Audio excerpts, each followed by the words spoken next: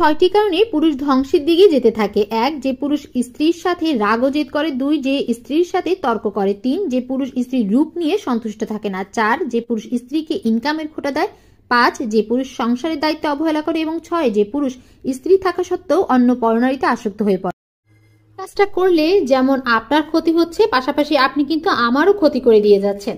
এত কষ্ট করে ভিডিও বানায় কিন্তু আপনারা না দেখে কমেন্ট করে বসেন।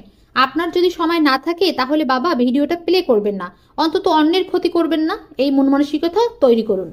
যদি কেউ আপনাকে সন্দেহ করে তাহলে আপনি ভেঙে পড়বেন না, কারণ মানুষ স্বর্ণ এবং হীরাকেই সন্দেহ করে, কারণ তা আসল না নকল। আর এই দুটি কিন্তু অনেক বেশি দামি, তাই মানুষ এই দুটোকেই সন্দেহ করে, যা লোহাকে করে না। হয়তো আপনি তাদের কাছে স্বর্ণ অথবা হীরার থেকেও অনেক দামি।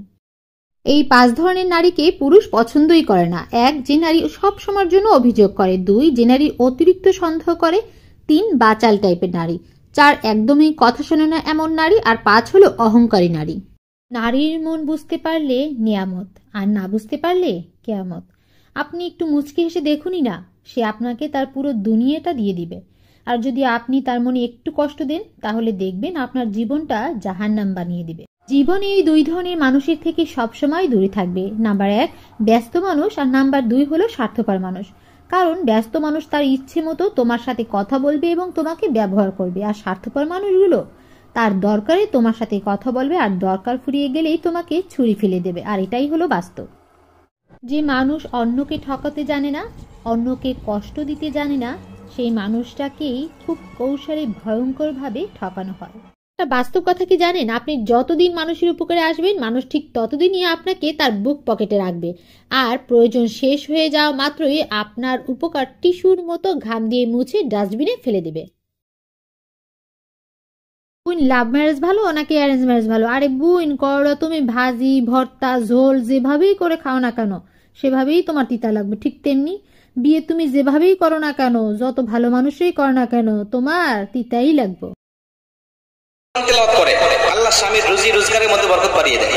স্ত্রী যদি তাসবিহ তাহলিল জিকির আজকার করে আল্লাহ পাক স্বামীকে ধনী বানিয়ে দেয়। ওই যে বলেন স্ত্রীর কারণে আল্লাহ স্বামীর সম্পদ বাড়িয়ে দেয়, স্ত্রীর কারণে আল্লাহ স্বামীকে ফকির বানিয়ে দেয়। নারীদের হাসতে দেখলে তোমরা কখনোই ভেবো না যে তার জীবনে খুশি আর খুশি, কারণ নারীরা হৃদয়ে হাজারো দুঃখ লুকিয়ে মুখে দিব্যি হাসি ধরে রাখতে জানে। কোনো বোন, শাশুড়ির খারাপ আচরণে কখনোই মনে কষ্ট পেও না। একটা কথা সবসময় মনে রাখবে, দুনিয়ার ধার না দুনিয়াতেই শোধ হয়ে যায়। তুমি যেমন অন্য কারো মেয়ে, ঠিক তেমনি তোমার শাশুড়িরও কিন্তু মেয়ে আছে, তাই তোমার সমস্ত অভিযোগগুলো উপরওয়ালার কাছে দিয়ে দাও। আরে তুমি যতই রূপসী, সুন্দরী, বুদ্ধিমতী কিংবা শিক্ষিত হও না কেন, কখনোই স্বামীর মুখে মুখে তর্ক করবে না। একটা কথা সবসময় মাথায় রাখবে, পৃথিবীর কোনো পুরুষই চায় না তার স্ত্রী তার সাথে তর্ক করুক, কারণ এটা কখনোই তারা মেনে নিতে পারে না।